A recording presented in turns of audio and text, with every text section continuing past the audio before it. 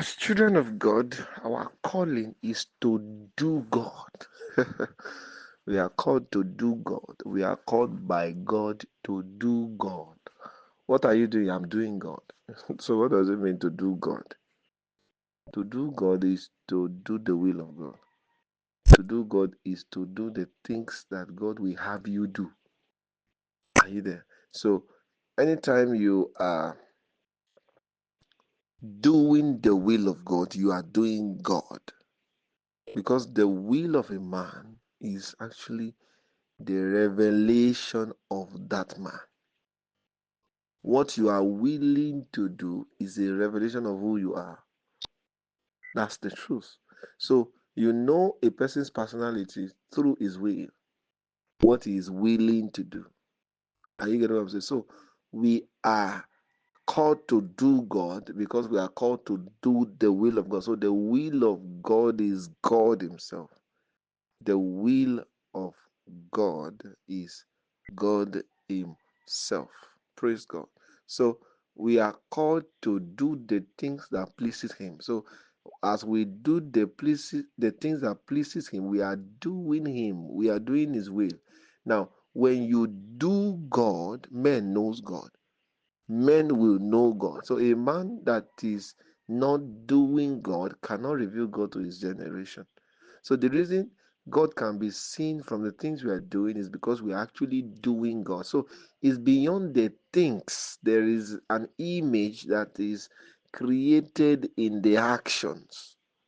It is that image that now equates what we are doing to doing God. So even if it is just a little change I'm giving to you, there's a way I'm doing what I'm doing that you will not see me. You will see that, okay, there's something sponsoring this thing. Jesus is in this. So, ability to make Jesus visible, to make God visible in the things you are doing is what makes you do God. So, Jesus said He has come in the volume of the books to do the will of God. To do the will of God. That is to do God. Now, if you are doing the will of a person, you're actually doing the person. If you are doing the will of a person, you are doing that person. Because one, that person will be pleased because you are doing his will. Are you there? And number two, that person will be the image of the person you are pleasing will be revealed in what you're doing.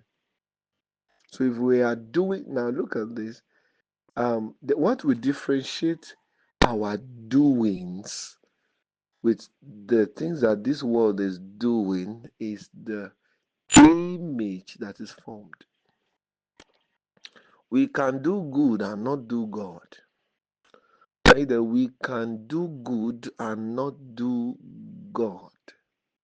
So it's not just about bringing bringing this smile or laughter, bringing joy to people's faces. As good as it is, we need to do God. In that good, do God. What do I mean?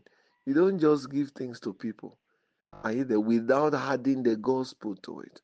I do not believe that we have really or truly helped a person if all we did is just to give them things. You give them things and you give them word. Give them word. True help is in knowledge. Knowledge, the right knowledge. Because it doesn't matter your investment in a person's life. If you don't give them knowledge, if you don't give them word, they will waste the things you are giving to them. That you are committing to their hands, they will waste it. Because they will not be able to manage it. So it takes knowledge to handle things. For example, I want to help somebody and I gave the person 500,000 naira to maybe to start a business. I just gave the person the money, but I did not give word. So he doesn't even know how to spend the money. If he lavishes the money, it's whose fault? Are you there? Well, it may be his fault for spending it lavishly, but at the same time, I should be blamed because I did not give him word. So things will not be properly handled until knowledge is given. If you find an unbeliever in need and the Lord has helped you enough to be able to meet the need, don't just meet the need. Give them word. Are you there? Give them what they need to survive. Are you there? Maybe it's an employment or whatever. Give them. And give them word. Give them knowledge. The knowledge of God is important because you can employ a person because you want to help the person. And the person will be the reason that business will come down because he doesn't have word. So you have not really helped the person until you're able to help the person to change their mentality. So the real help is in the change of mentality because a change of mentality defines a change of state. Somebody believes that there's nothing bad in stealing, but somehow, because he could not steal, he's now hungry, he's starving. And you want to help the person, you feel all you need to do is just to give the person food or to employ the person. And that help is not complete yet because you have not given word. Because when that person becomes comfortable, from that comfort, he will now steal with his. Why? You have nothing has happened to the mentality. So real help is actually in the ability to help men have the right mentality. Oh, this person is an orphan. Oh, well, and then you adopt the child, paying for the child's school fees, feeding, but you don't give word to the child. And that's the mistakes a lot of people are making. They believe in giving things, not word. We must add word to the things we are given. Are you there? That's what makes it count. That's what brings out the beauty.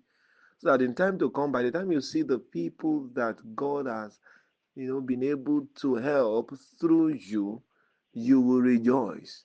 You see, the real beauty in the assistance that we give is not in the things that we give to them. Of course, the things we are giving to them can make them survive for a time, for a season. But the real help is not in those things we are giving to them. The real help is in word, the word. How that we can expose them to the word and help them sustain the right mentality. If you can help a man have the right mentality, if you can help a man see life in the right way, if you can help a man see life the way God is seeing life, you have really, really helped that man. So we cannot say a man has truly been helped if nothing tangible has happened to the way he sees life and his mentality. You understand what I'm saying? So doing good actually involves helping men to see things the way God sees things. That's doing God, making them think like God, making them see like God, making them live like God. So I think the first thing is to even bring them to that state. So whatever you now give them, whatever material thing, physical thing you now give them, they'll be able to handle it. They'll be able to manage it. They'll be able to appreciate it more. Because now they are seeing things the way God is seeing things.